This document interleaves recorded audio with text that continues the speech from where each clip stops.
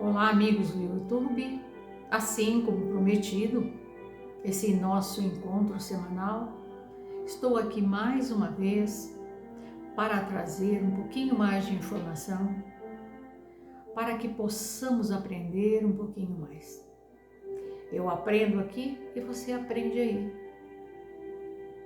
E hoje nós vamos falar sobre pecado e castigo na visão espírita.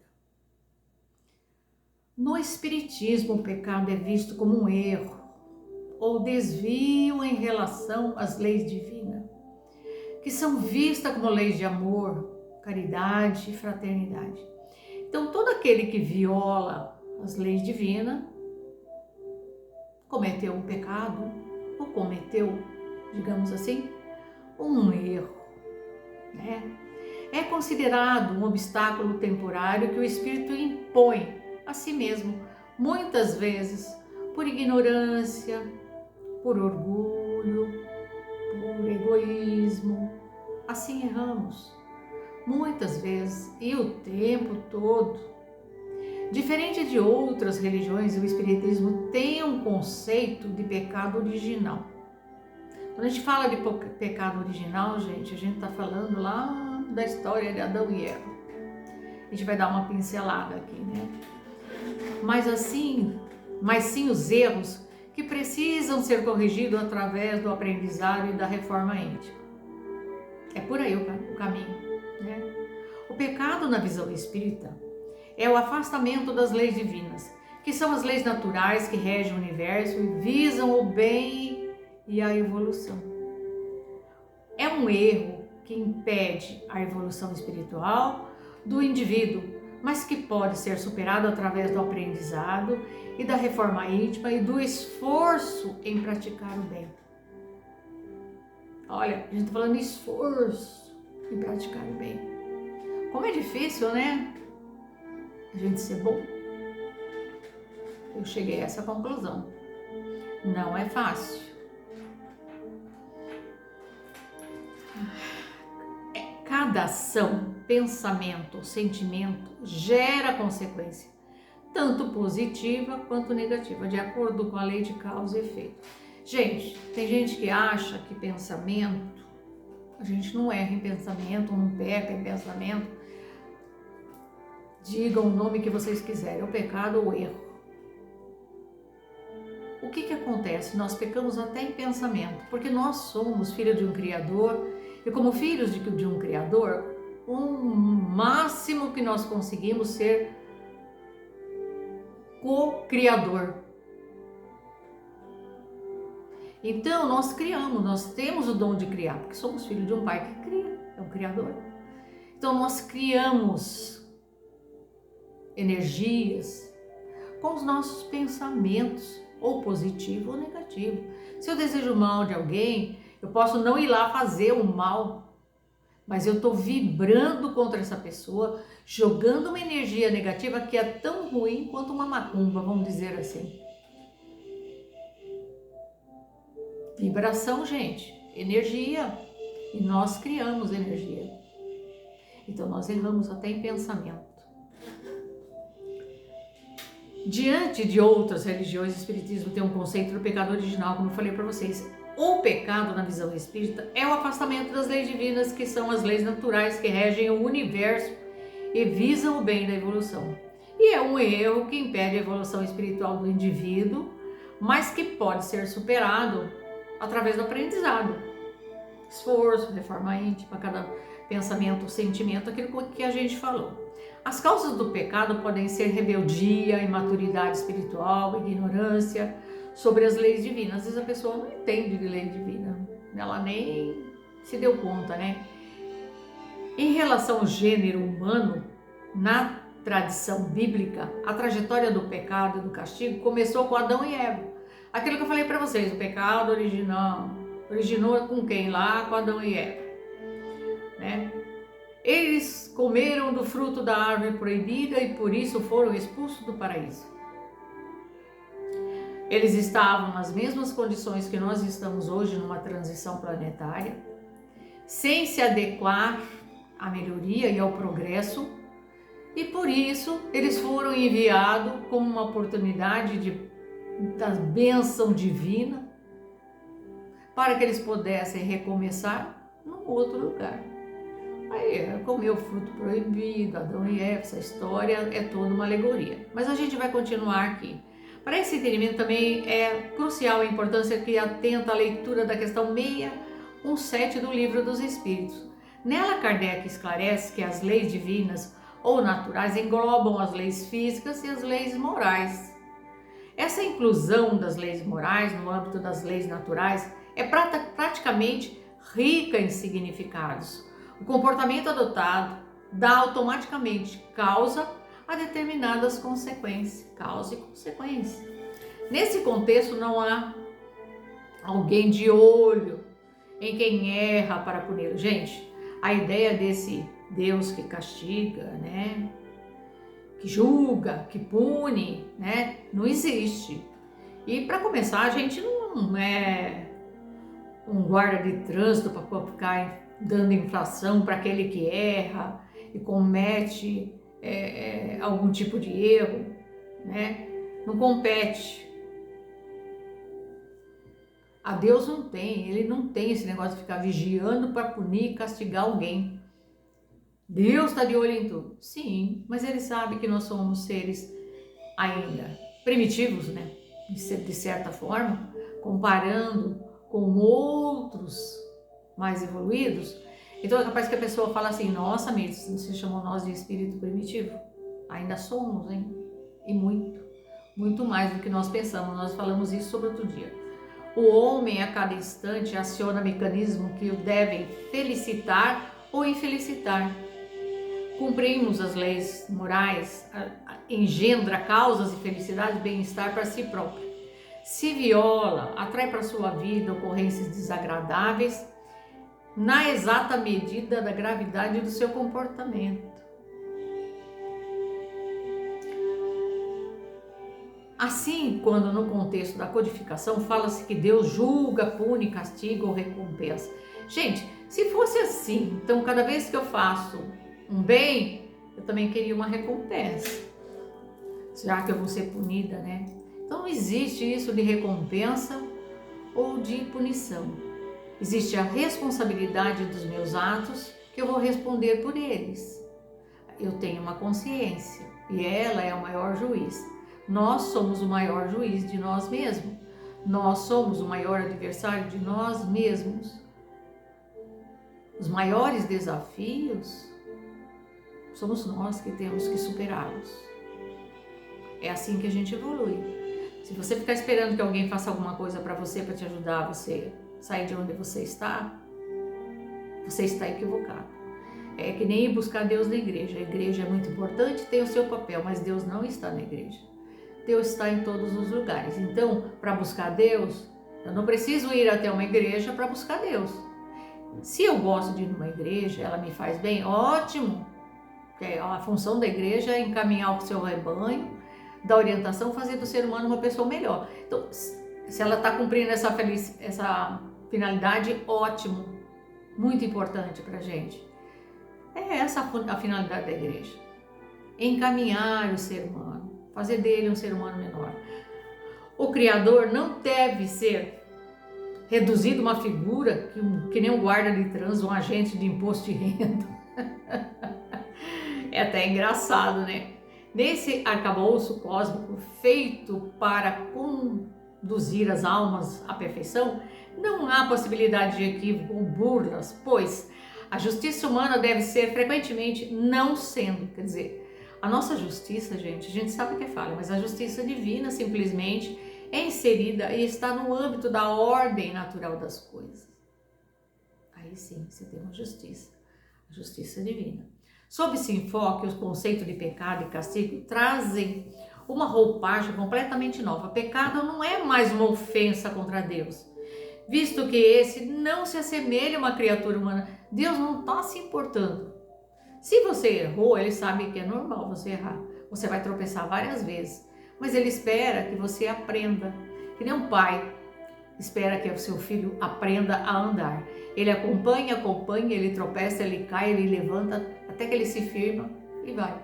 É isso que acontece com o ser humano. A gente vai tropeçar muitas vezes, vai cair muitas vezes, se levantar e continuar a nossa jornada evolutiva, pois que somos espíritos imortais, né? Também castigo não é uma vingança ou uma atividade pessoal de Deus para punir o faltoso. Gente, pelo amor de Deus, fala sério, né? Tem gente que diz isso, Deus vai te punir, vai te castigar. São preciosas as lições de Paulo de Tarso, declinadas na questão 1009 do Livro dos Espíritos. Conforme Paulo, culpado é aquele que, por um desvio, um falso movimento da alma, se afasta do objetivo da criação, que consiste no culto harmonioso e belo do bem, idealizados pelo arquétipo humano, pelo homem-deus, por Jesus Cristo.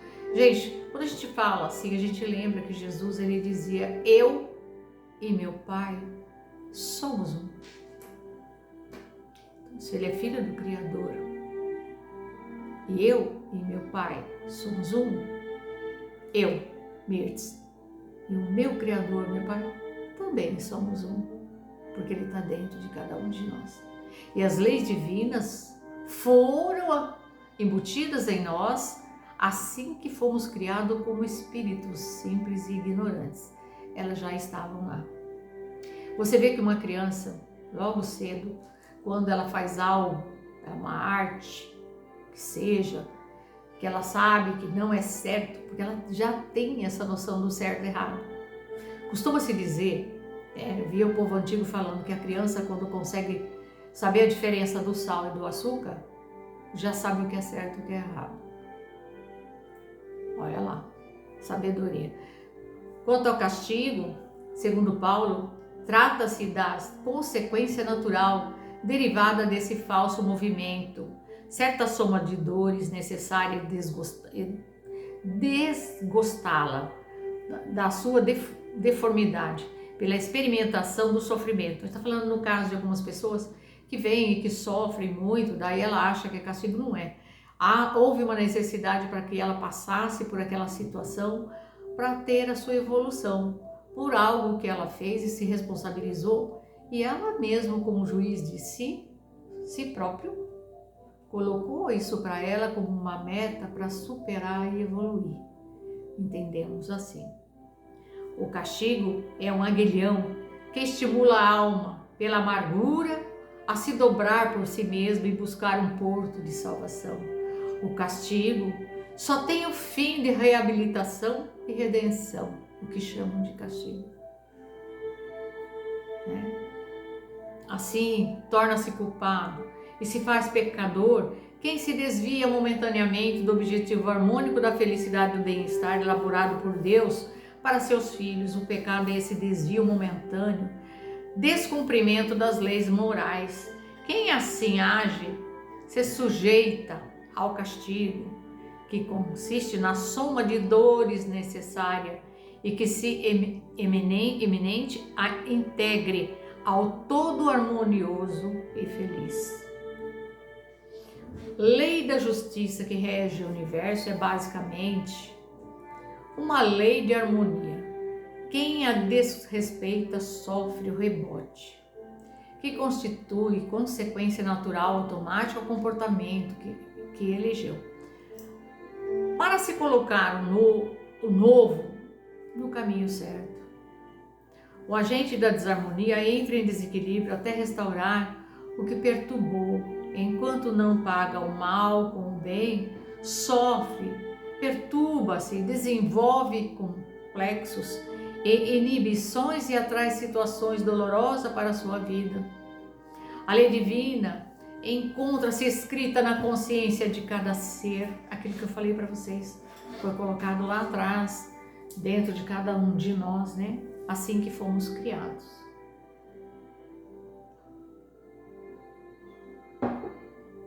É impossível fugir à própria consciência. Ou seja, os conceitos de justiça e punidade são estranhos à ordenação cósmica, ao contrário do que ocorre no âmbito humano. O homem jamais deve se achar injustiçado ou perseguido nas ocorrências da vida. Ele vive exatamente o que preparou para si, né? E o que necessita para retificar a sua concepção de vida e a sua caminhada em direção ao alto. Nem perseguido, nem punido, mas amorosa e sabiamente conduzido rumo à suprema felicidade, sempre na conformidade dos caminhos que elegeu e elege para si próprio a cada instante. Então nós traçamos uma meta, o nosso caminho, né? Nós preparamos isso para nós.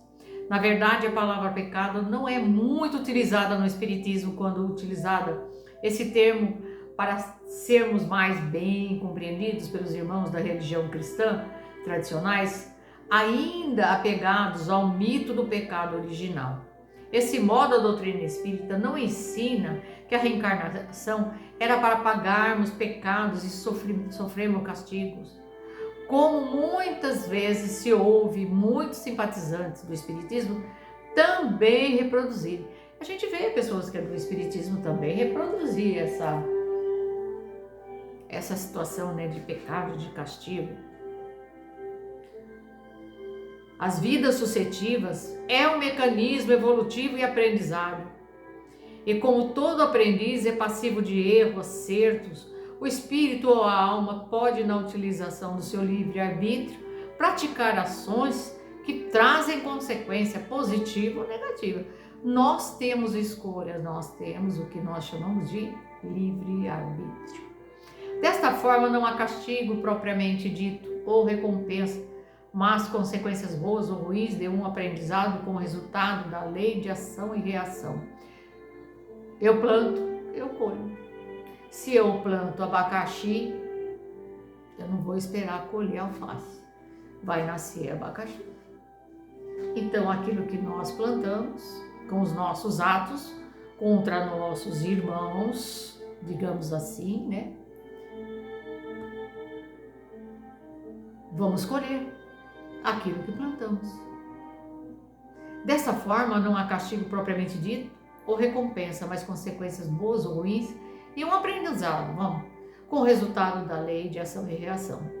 Assim sendo, esta vida física transitória é uma imensa sala de aula onde o livro da vida nos proporciona situações em que iremos recapitular lições não aprendidas em vidas pretéritas ou oportunidades de vivenciarmos estudos novos com vista em nossos melhoramentos.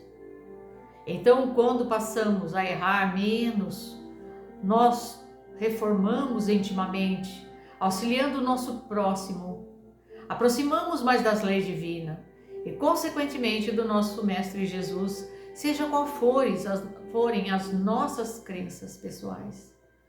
Passamos a ver os erros alheios de maneira diferente, desenvolvendo as nossas capacidades de empatia, de perdão, pois afinal somos todos aprendizes nessa escola chamada Terra.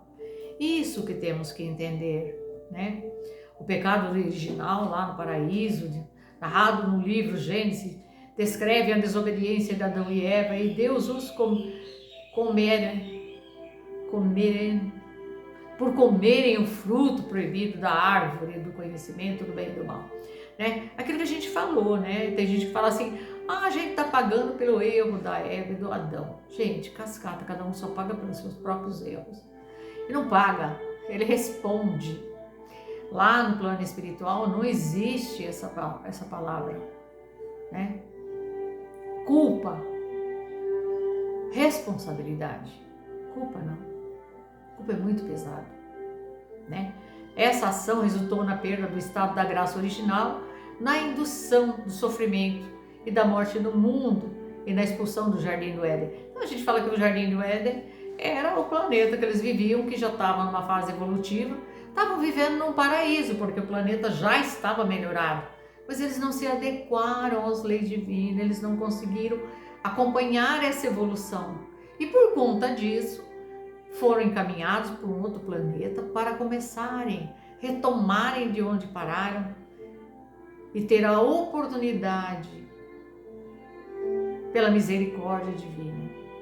Acreditem, não é punição por ser expulso de algum lugar. Eles não foram expulsos, eles foram enviados para uma nova oportunidade, porque Deus é generoso, extremamente amoroso com todos os seus filhos. A história do pecado original, central na tradição judaico-cristã, é frequentemente associada à perda da inocência e da harmonia original com Deus. A narrativa de Gênesis descreve que Adão e Eva, tentados pela serpente, frequentemente interpretada por Satanás, desobedeceram a Deus e comeram o fruto proibido. Gente, quando a gente cai no erro, a gente é testado e tentado o tempo todo. O inimigo está ali. Se você dá asa, porque semelhante só atrai semelhante. Se eu tenho maus pensamentos, o que eu vou atrair para mim? Agora, se eu tenho bons pensamentos, o que é que eu vou atrair para mim? Então começa por aí. Essa desobediência é vista como a origem do pecado no mundo e como algo que afetou a humanidade, transmitindo uma tendência para o pecado em todos os desobedientes de Adão e Eva. Aquilo que eu falei, né?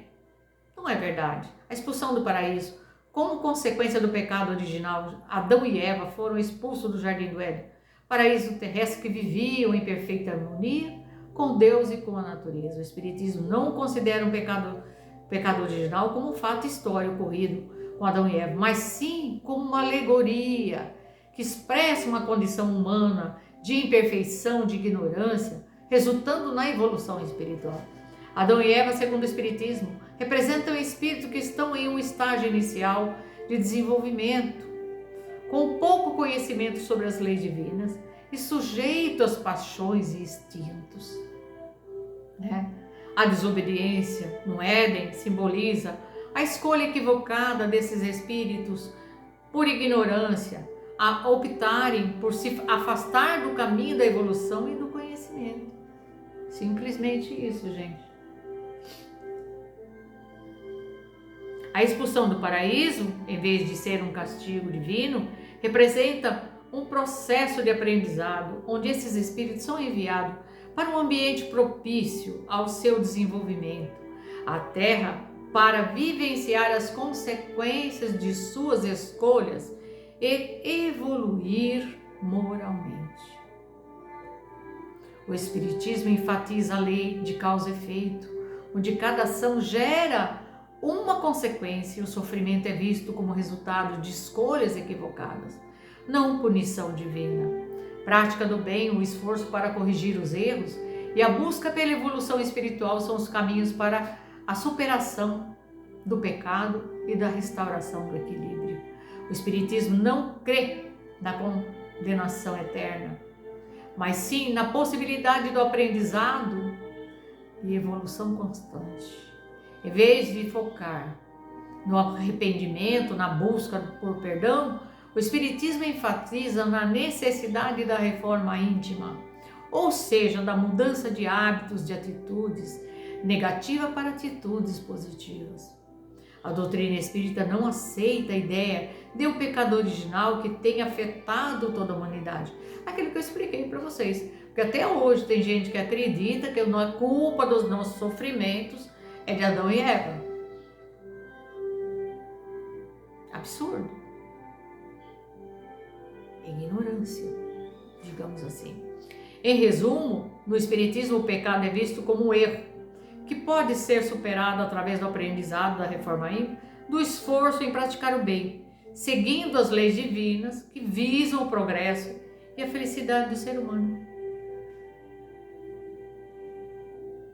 Essa a explicação. Então, o que nós aprendemos hoje? Não existe nem pecado e nem castigo. Existe a lei de causa e efeito. Aquilo que eu planto é aquilo que eu colho. E o maior juiz de cada um de nós somos nós mesmos, a nossa própria consciência. Só que, com essa aula de hoje, é bom a gente entender que nós erramos o tempo todo. E às vezes carregamos fardos da nossa consciência pesada por ter praticado alguma coisa lá no passado. Pegue mais leve com você. Você errou, mas o erro serve para nos ensinar a não cometê-lo novamente. Eu errei, mas daqui para frente eu vou fazer diferente. Tenta viver uma vida mais leve, porque se você se torturar com a culpa, a sua energia será péssima. É uma das piores energias que existe, a culpa. Depois vem a tristeza, a vingança e outras mais.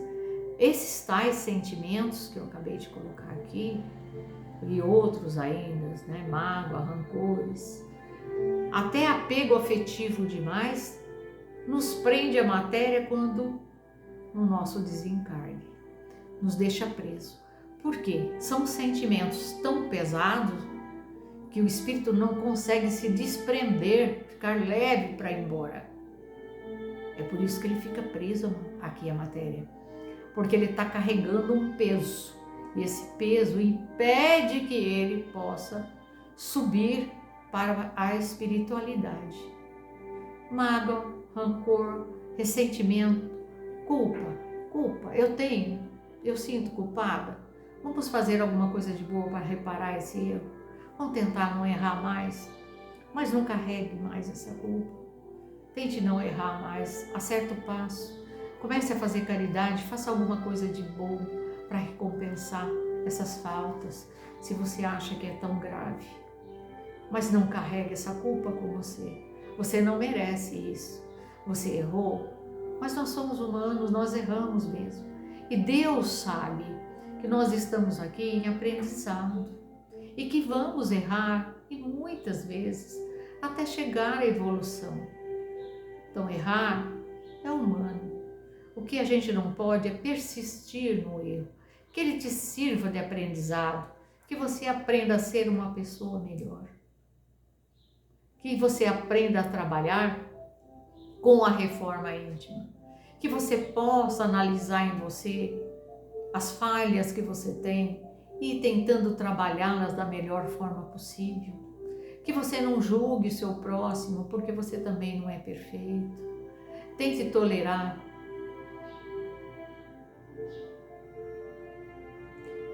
Nós precisamos nos libertar de certos sentimentos e pensamentos muito mesquinhos que a gente carrega ainda. A gente olha com um olhar indiferente quando a gente vê qualquer situação que a gente não acha dentro do padrão normal, vamos dizer assim, para não citar exemplos. A gente olha e fica indignada. Por quê? Cada um tem o direito de viver sua vida como bem entende. Nós estamos todos no mesmo barco, todos buscando a evolução espiritual.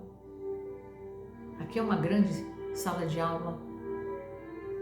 A vida é uma sala de aula e o mundo é um grande hospital, porque ele só tem aqui espíritos doentes. Nós somos todos doentes, porque nós temos essas doenças da matéria, que são os vícios, a má conduta, o julgamento, o preconceito, o ódio, a vingança, o rancor, a mágoa e por aí vai. A inveja e por aí vai.